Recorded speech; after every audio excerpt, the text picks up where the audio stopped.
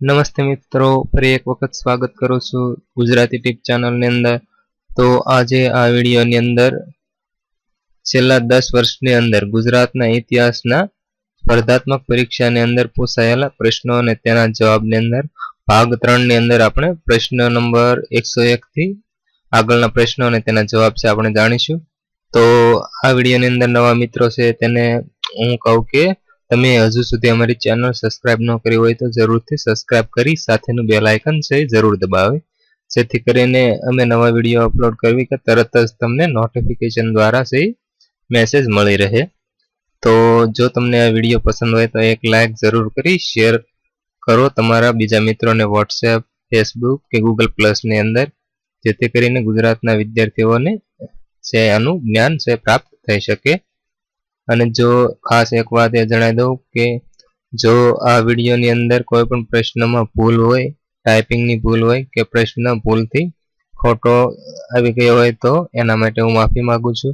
અને આ વિડીયોના જે પ્રશ્નો છે તે અમારી વેબસાઇટ છે www.gujaratitips.com ની અંદરથી તમને મળી રહેશે. આ તમે જોઈ શકો છો અહીં, તો તેની જરૂરથી તમે મુલાકાત લો.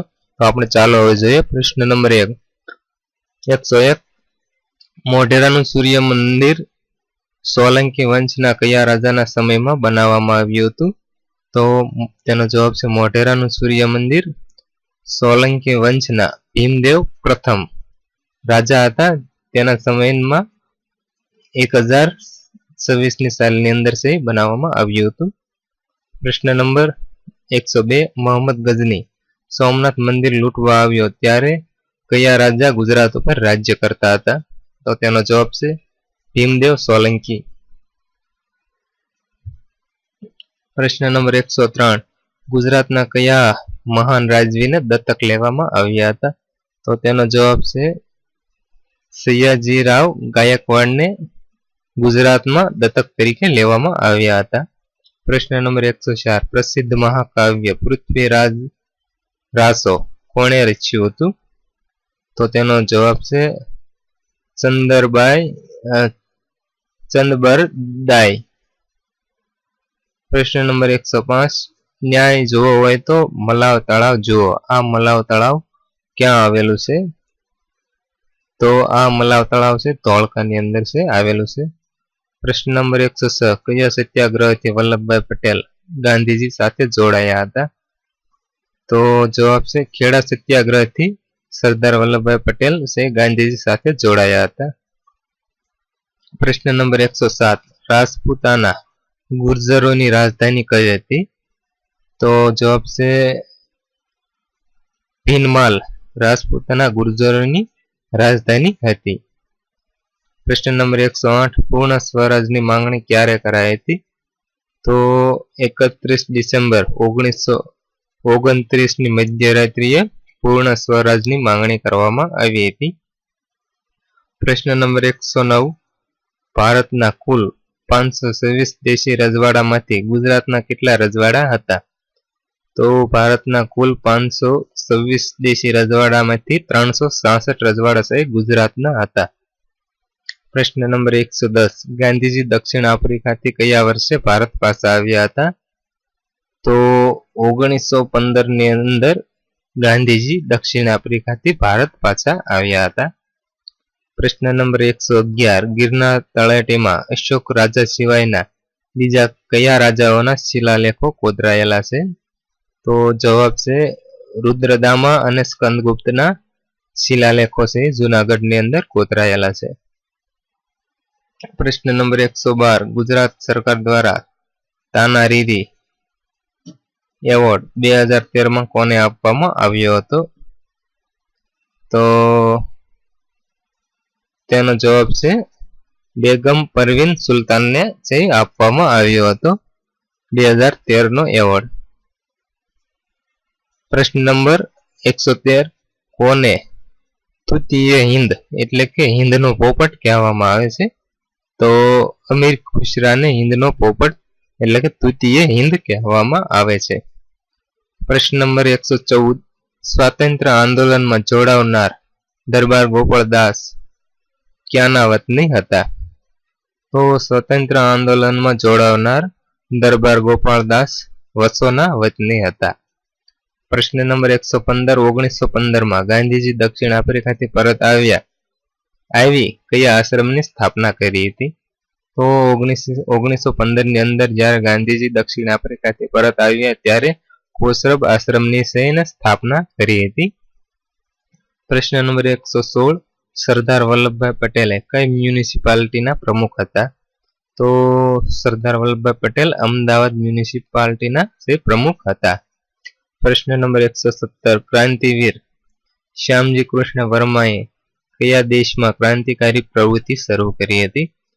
તો શ્યામજી કૃષ્ણ વર્માએ ઇંગ્લેન્ડની અંદર ક્રાંતિકારી પ્રવૃત્તિઓ શરૂ કરી હતી.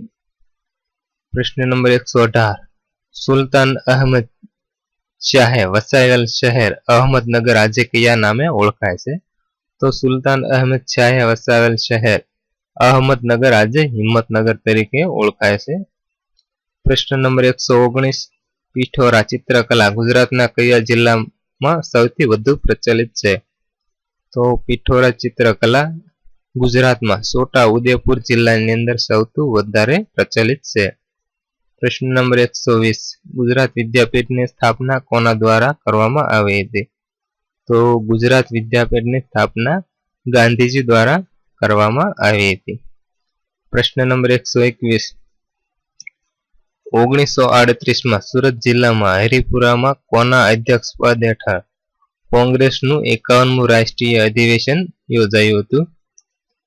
તો 1938ની અંદર સુરત જિલ્લાના હરિપુરમાં અધ્યક્ષ સુભાષચંદ્ર બોઝના અધ્યક્ષપદ હેઠળ કોંગ્રેસનું 51મું રાષ્ટ્રીય અધિવેશન યોજાયું હતું.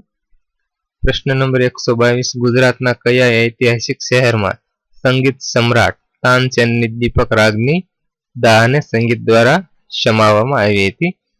તો વડનગરની અંદર સમ્રાટ તાનસેનની દીપક રાગની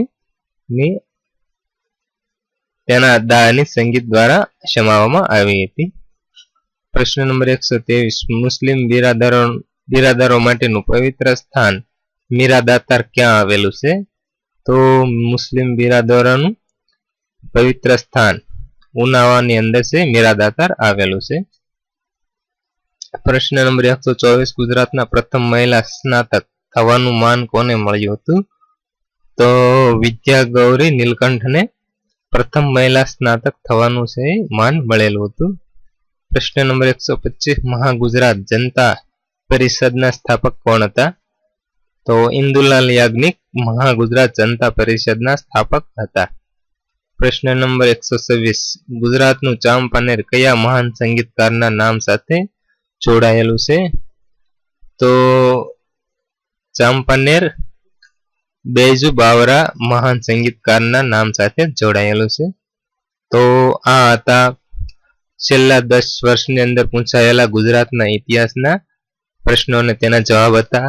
તો મિત્રો આગળની સિરીઝની અંદર આપણે ગુજરાતના સામાન્ય જ્ઞાનના સ્પર્ધાત્મક પરીક્ષાઓની અંદર પૂછાયેલા પ્રશ્નો અને તેના જવાબો છેલ્લા 10 વર્ષની અંદર પૂછાયા હતા તેની સિરીઝ આપણે આગળ આપવાના છે.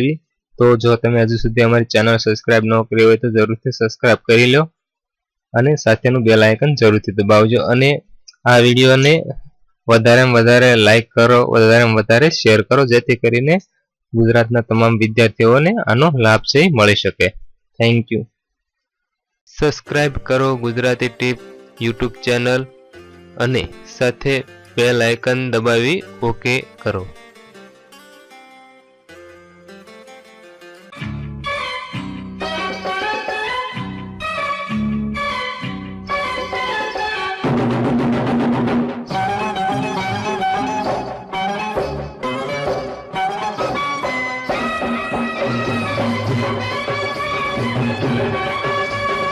Thank you.